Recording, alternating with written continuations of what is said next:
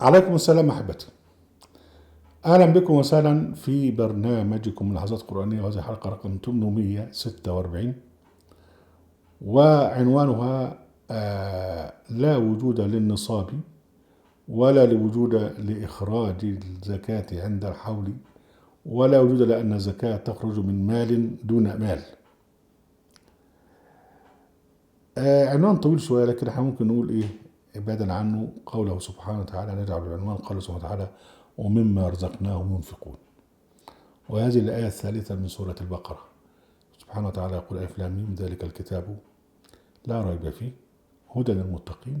طبعا بعد كده صفات المتقين: الذين يؤمنون بالغيب ويقيمون الصلاة ومما رزقناهم ينفقون، وصفات تالية بعد ذلك. لكن احنا يهمنا ومما رزقناهم ينفقون. نتوقف مع دي بقى. مما رزقناهم ينفقون يعني انت دلوقتي ماشي، ربنا بعت لك النهارده 10 جنيه، او بعت لك 1000 جنيه، او بعت لك مليون جنيه.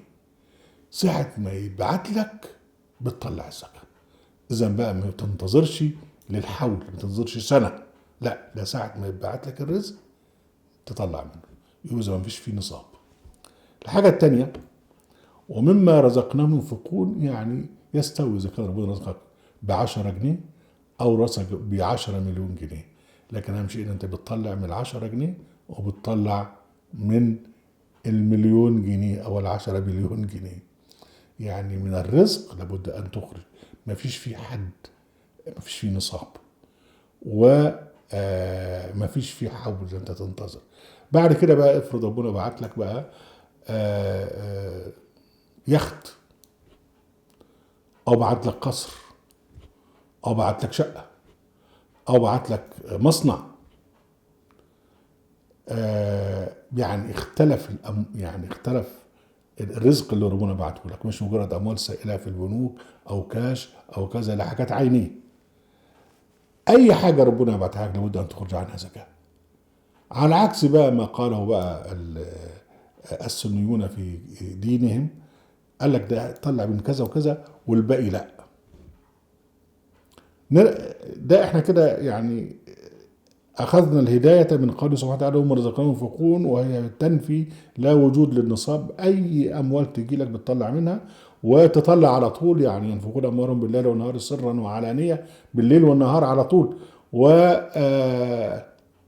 أي رزق يجي لك سواء كان رزق عيني أو رزق كذا أو رزق كذا لابد تطلع عنه. نيجي بقى للجماعة أول واحد عمل الهم ده كله كان مالك في الموطأ بتاعه، وبعدين صار يعني على نهجه من جاء بعده. ومعظم اللي جابوا مالك في الموضوعات ديت كان يسندها إلى الصحابة، يعني إلى عبد الله بن عمر وغيره وغيره، اللي بعد كده جم بقى وعملوها أحاديث. وبعدين اختلفوا كالعادة، يعني يضلون عن سبيل الله ويضلون عن سبيل الله، وبين يختلفون فيما يقولون.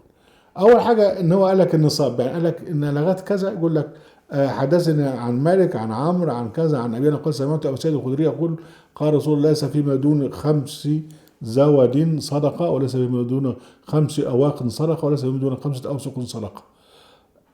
وبعدين بعد كده راح عامله نفس الحديث، عامله لايه؟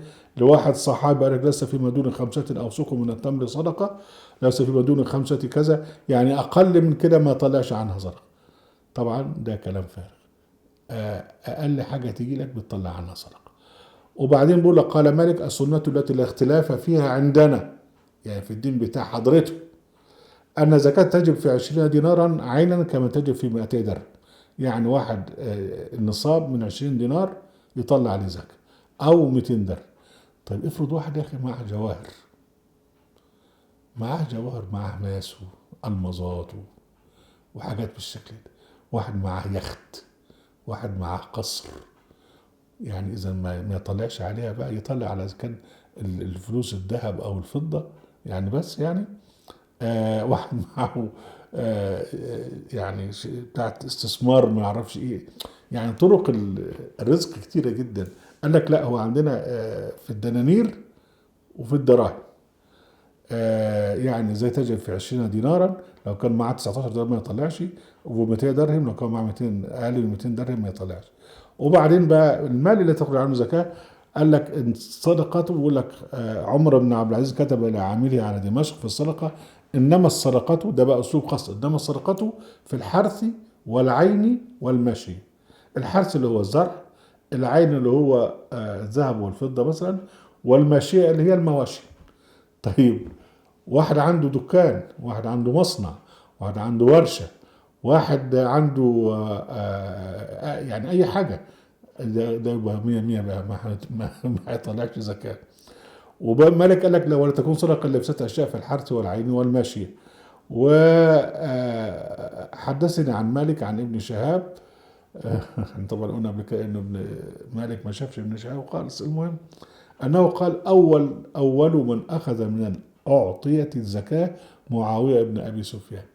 الاعطية يعني المرتبات. هما كانوا طبعا بيعتمدوا على القبائل في انها تقاتل، عشان خاطر في الغزو والفتوحات والحاجات دي، وكانوا يعطونهم اعطيات، العطاء يعني، فزي المرتب يعني. فما كانوش بياخدوا عليهم زكاة لغاية لما الأستاذ معاوية بن أبي سفيان فرض زكاة عليهم. يعني إذا قبل كده، إذا موضوع كله تشريعات بشرية. وبعدين بالنسبة لموضوع حتى يحول الحول في العك بتاعهم والهجر بتاعهم، قال القاسم اللي هو حفيد أبو بكر الصديق: إن أبا بكر الصديق لم يكن يأخذ من مال زكاة حتى يحول عليه الحول، يعني لغاية لما تمر عليه السنة. طبعا ده هذا هجس، ان ربنا قال: ومما رزقناهم ينفقون. اول ما يجي لك تطلع. وبعدين حدثنا عن مالك عن نافع عن عبد الله عمر قال: قل لا تجد في مال زكاة حتى يحول عليه الحول.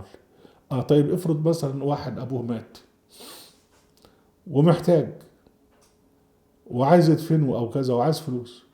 ودي بقى كانت نادرة من النوادر التي قيلت في كتاب الفاشوش في حكم قراقوش، تأليف ابن مماتي. قال لك ان واحد ابوه مات وراح لقراقوش وقال له: اديني. فقال له: يعني تعالى لي السنه الجايه لان الفلوس خلصت. المحتاج احبتي، المسكين عايز ياكل كل يوم، والفقير عايز يلبس كل شهرين او كل كذا، وفي واحد فقير عايز يدفع اجره السكن.